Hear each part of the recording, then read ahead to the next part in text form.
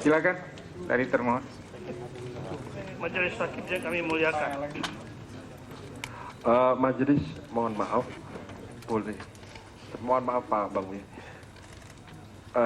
Apakah diperkenankan prinsipal untuk meninggalkan tempat? Sebentar, tinggal tunggu sebentar. Terima kasih. Tidak lama lagi, hanya sebentar aja. Ya, silakan. Pertama-tama kami menyampaikan penghargaan pada pemohon yang secara langsung menyampaikan sendiri permohonannya. Sekalipun ada kata-kata yang agak mengejutkan karena beliau merasa tersakiti oleh KPU. Tapi baiklah, ini suatu curhat kali ya, yang nanti kita lihat dalam persidangan.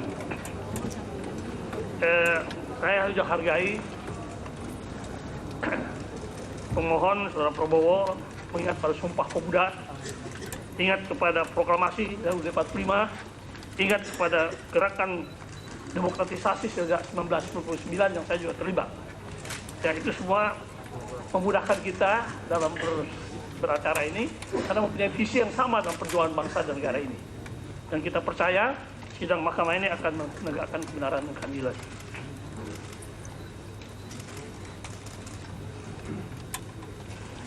Ada hal-hal lain yang ingin saya sampaikan. Dalam permohonan ada tiga permohonan yang asli. Yang pertama, saya kira yang ini yang ada saya. Yang kedua, permohonan perbaikan yang lebih tebal. Tapi tadi ada perbaikan lagi yang secara lisan disampaikan. Saya mohon bisa tertulis disampaikan supaya kita juga lengkap. Iya, nanti Pak Boyok, besok yang terakhir yang diperbaiki itulah yang nanti akan juga. Ya, tengah waktu ya. Iya. Meskipun demikian, waktunya sudah dibatasi, saya mohon juga Majelis Hakim memberikan nasihat kalau sependapat dengan kami. Bahwa perbaikan-perbaikan itu tidak menyangkut materi-materi yang baru sebenarnya. Perbaikan hanya redaksional dan hal-hal kata-kata, koma, titik. Tidak materi yang baru. Kalau Dia materi, akan hal-hal itu materi akan dinilai oleh mahkamah. Apakah perbaikan itu sudah keluar ruang lingkup perbaikan atau tidak? Nanti akan dinilai oleh mahkamah. kami maksudkan ya, supaya kami juga tidak mempunyai waktu untuk bisa membela diri dengan baik. Kalau permohonannya tiba-tiba ditambah materinya kan kami tidak ada sesuatu yang cukup. Ada lagi satu hal buat para pemohon ini. Saudara menyampaikan juga permohonan pada majelis tentang 10 provinsi. Ya, Kepulauan Riau, NTB, Kalimantan Barat, Kalimantan Tengah, Kalimantan Interupsi Selatan. yang mulia. Nanda, biarkan saja dulu, ya. Tidak usah interupsi. Jadi, dengarkan saja dulu. Kita Kalimantan biarkan Timur, bicaranya sudah. Sulawesi Utara, Sulawesi Tenggara, Gorontalo, dan Maluku. Tapi terhadap 10 provinsi ini tidak ada uraiannya. Ya, apa masalah yang ingin disampaikan. Tapi yang mau supaya diisi. Nah. Ya, kami maaf sudah majelis. Kami ingin bertanya saja lah, apakah hari ini masih diberi kesempatan untuk mengisi atau sudah dikesampingkan? Tapi ini kan hal baru jadi. Yang mulia interupsi. Ya, jadi begini. Yang mulia Bentar. sebaiknya masukin dalam jawaban saja yang mulia. Iya. Karena ini bentuknya nasihat. Itu wewenang majelis yang mulia. Bentar, saya ingatkan tertib ya. Kita jalan sidangnya enak ya. Jadi sampaikan ke sini ya. Setelah saya izinkan bicara baru bicara. Kan dengar tadi peringatan aturan sidang di mahkamah ya. Saya ingatkan saudara. Ya, Jadi silakan. kami ingin minta kebijaksanaan majelis, apakah terhadap 10 provinsi yang tidak ada uraiannya ini dianggap masih ada diberikan kesempatan untuk memperbaiki atau kita kesampingkan? Majelis lah yang mempunyai kebijaksanaan untuk menentukan. Ya, baik. Terakhir, kami hanya mengimbau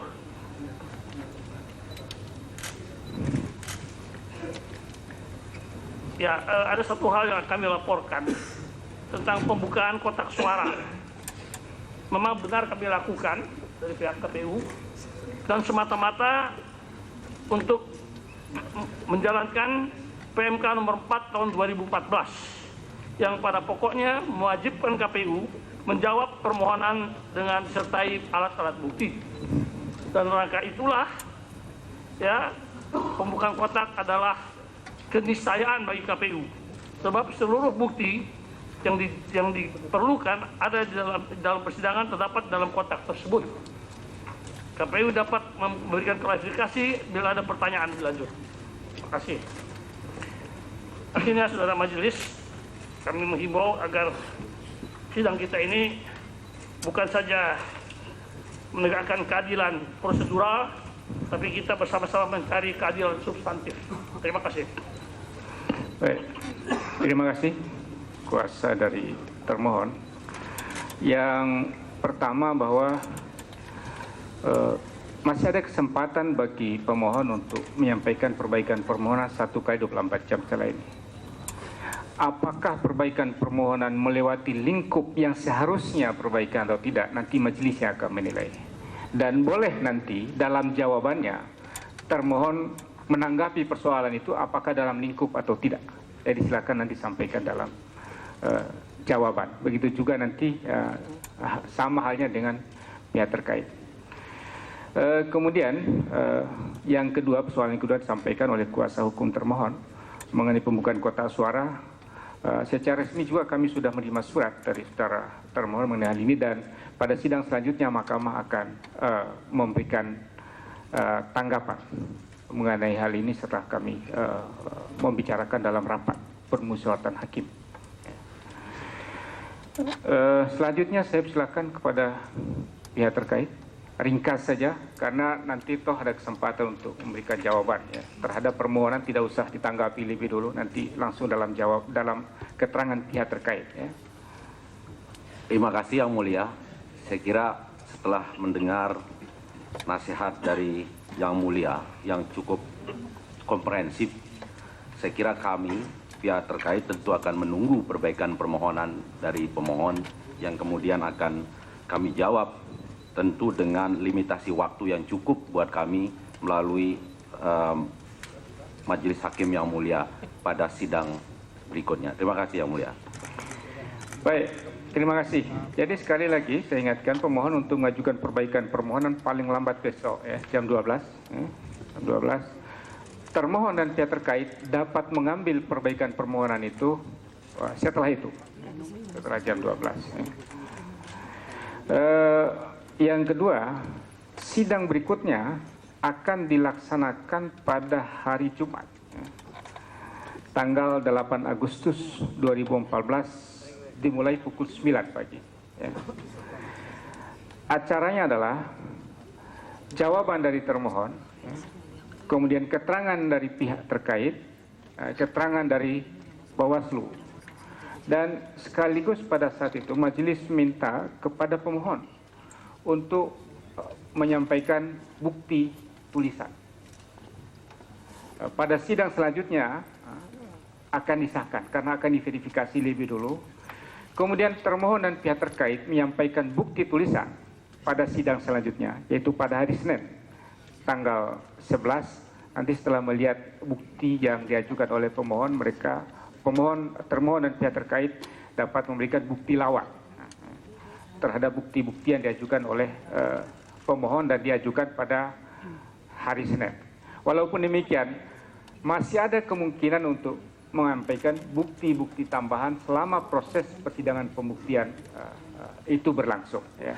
Tapi ini untuk mempermudah, karena sambil sidang berjalan kami harus mempelajari dan memverifikasi bukti itu, dan kami mendalami satu persatu selama proses sidang itu berjalan. Karena itu kami membutuhkan betul bukti-bukti ini diajukan lebih dulu untuk dipelajari oleh majelis.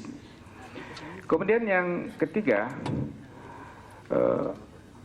kita juga merencanakan pada hari Jumat itu langsung memeriksa saksi dari pemohon.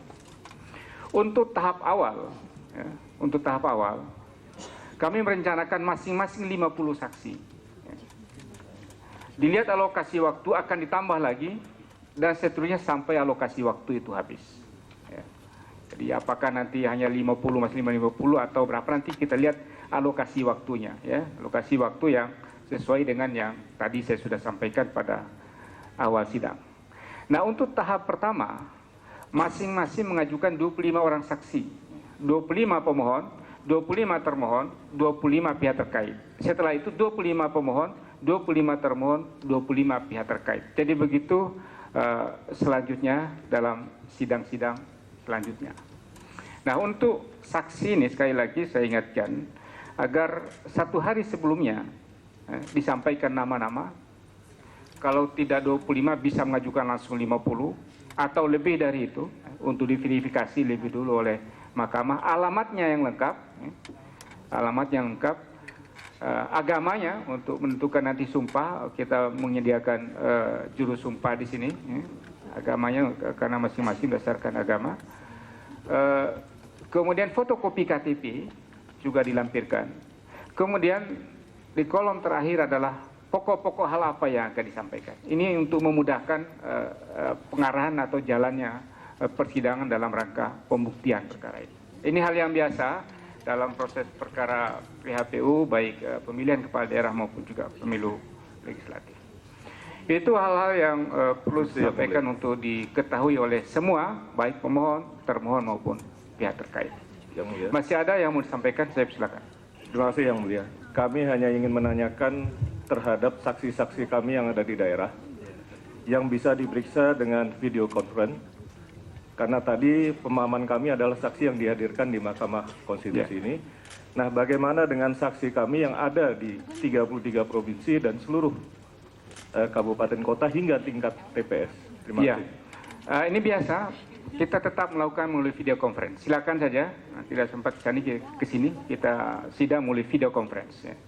Sama nilainya, nilai pembuktiannya sama. Jadi disiapkan saja. Yang penting 25 dulu, terserah apa dibawa ke sini atau ada di daerah mana. Tapi sampaikan sebelumnya agar disediakan di tempat mana video conference itu akan dilakukan. Agar staf kami ada di tempat video conference itu sudah menyiapkan sebelumnya. Ya.